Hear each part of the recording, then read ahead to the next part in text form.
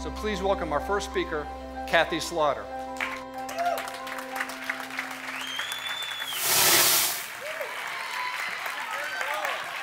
All right.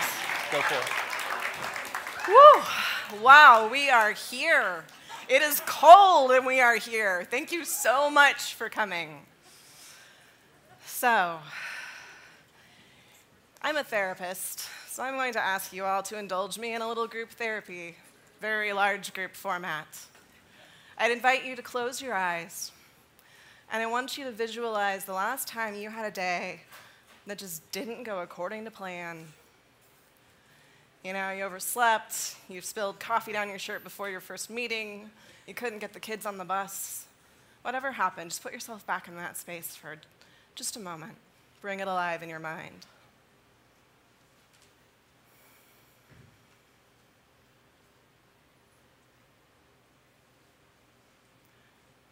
What are you feeling as you think about this moment? What are you thinking? What are you telling yourself? Man, that was terrible.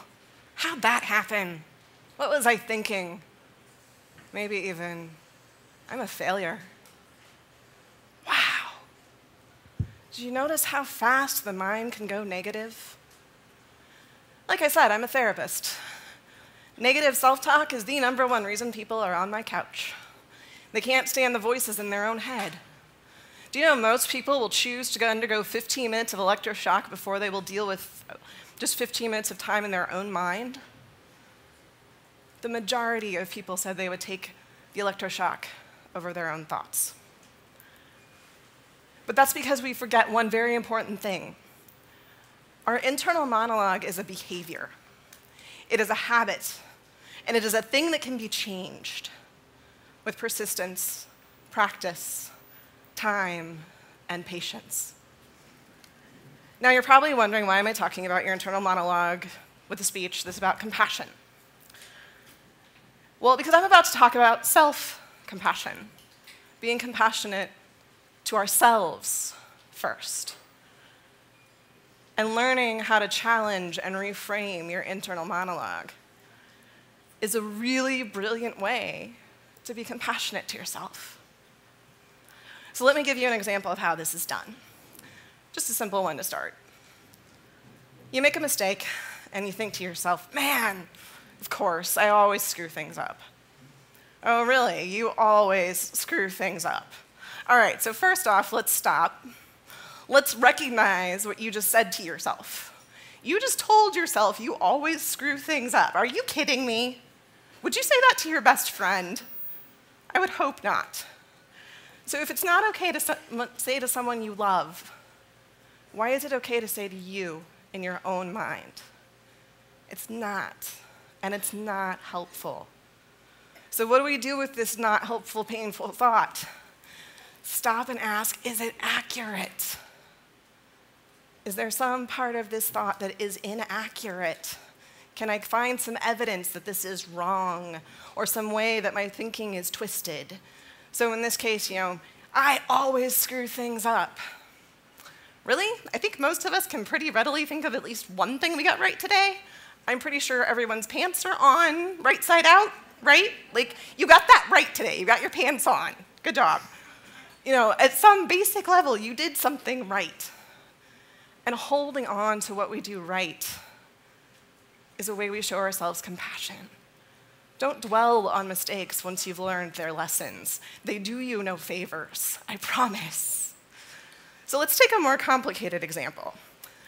Let's imagine you have this big speech coming up, super huge opportunity, biggest audience you've been in front of in years, topic that you're super passionate about, and every time you sit down to write it, you've got writer's block like mad, you can't get past the first 5 minutes. Oh, wait, when did I start talking about myself? Yeah! I've had a rough couple of weeks, folks. This is me I'm talking about too. Every time I sat down to write this speech, my brain just went to pieces because I had so much to say, and I have 12 minutes. So I had a choice to make. Kathy of just a few years ago would have been, hey, you can't do this. You don't have what it takes. You're not cut out for this. You're screwed. You're out of time. Don't bother. Instead, I chose to be compassionate to myself. And when I hit writer's block, it was, well, okay, we tried. That's what we said we would do today. Good enough. I listened to my friends who said, you've got this. I remembered public speaking is a skill I've honed for years. I have given many 10 to 15-minute talks in my life. If I had to walk out here with nothing prepared to say, it would be okay. And I kept trying. And that's going to bring me to another practice about compassion. And wow, I forgot I have slides. See? I'm already in love with me. It's pretty easy to take shit like that in stride when it happens. Because of self-forgiveness. That's what kept me going. When I hit writer's block, I didn't stop there. I didn't get stuck there. I didn't tell myself the world was ending. It was just, okay, here we are. And that sucks. And I felt the disappointment. And I told myself I'd try again tomorrow. Self-forgiveness is a really wonderful, compassionate practice. And it has 3 key parts. The first part is to acknowledge your mistake. When you've made one, own it squarely. You know, yeah, there's always mitigating circumstances or understandable contexts. But don't use it as justification. Admit your mistake. And it's gonna hurt, especially if it's a big one. But when you let yourself really feel that remorse and that guilt and that sadness over that mistake, you prime yourself to spring back when you forgive yourself. Because the more we forgive ourselves, the more motivation we have to do it differently next time. Because when you forgive yourself, you move away from punishing yourself for the mistake. And you move towards accepting that you're a human being with certain limitations. And that's a better place to be. So, another important aspect of taking care of yourself is monitoring your energy level. Because this whole changing your mental habits thing, it's hard work.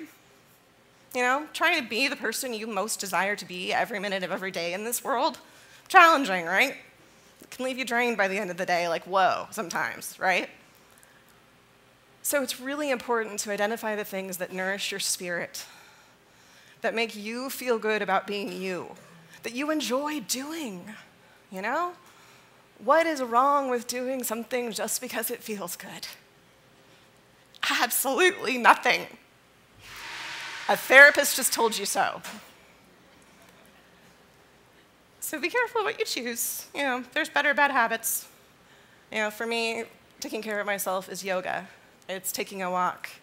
It's taking a hot bath. It's getting a massage. Sometimes it's a glass of bourbon. Sometimes it's hours of video games. Sometimes it's going to a festival in the middle of nowhere. But seek out and make time for the things that nourish you. Because we have so many excuses for not doing it. We're too busy, there's too much going on, there isn't time for me. You know, we always find a way to put ourselves last. We might even think we have to be drowning before we can do it. No. This is not survival, guys. We're looking for thriving here, all right? So if you're not convinced, let me offer you some science about why it's good to take care of yourself. We're going to talk a little about this lovely little lab rat. We're going to name him Simon. So you take Simon and you put him in a big metal cage with harsh lights, and it's cold, and you start blasting Iggy Pop at the poor soul. No accounting for rat taste. This little guy's going to get stressed out. Now you give him something novel, something he's never seen before, some new stimulus when he's stressed out in this cold cage, he is going to move away from it. He's going to see it as a threat. It's going to be not cool with him no matter what it is, pretty much. But if you take Simon and you put him in a nice cage, with nice soft bedding and soft lighting and nice classical music playing, and Simon gets all relaxed. And now you introduce something new. He'll move towards it with openness and curiosity. Which frame of mind do you think makes it easier for you to show compassion towards someone else? That part of you beating yourself up for yesterday's mistake? That part of you that didn't get enough sleep for the last 5 nights? That's the stressed out version of Simon, who finds new things scary. We all want to be Simon in the happy cage, where new things are enticing and interesting and exciting. And the reason we want to do that is because one of the hardest things our culture is terrible at is acknowledging the dark side of life.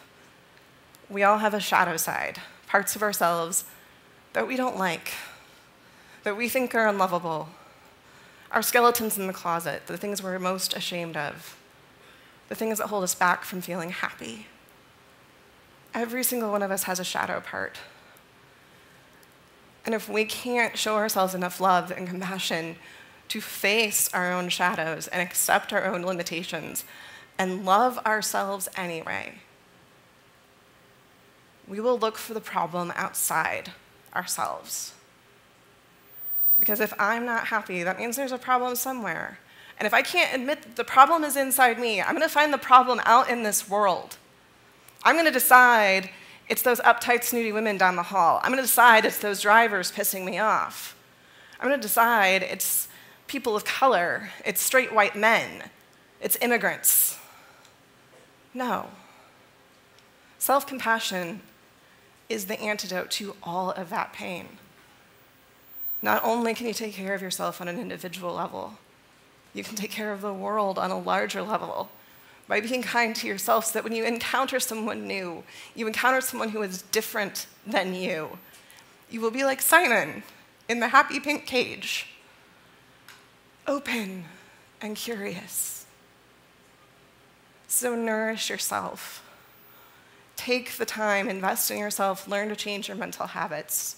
Challenge that internal monologue when it starts being mean and ugly. Make sure that you're taking care of your energy. Do the things that make you feel good simply because they feel good. And by the way, it's good for you too. Be kind to yourself. Make room for you to be human so that we can all be human together. Thank you.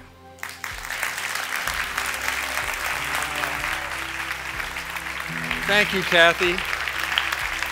And guys, she's been battling bronchitis for the last week, and she made it here, so fantastic. Thank you so much. Thank you so much.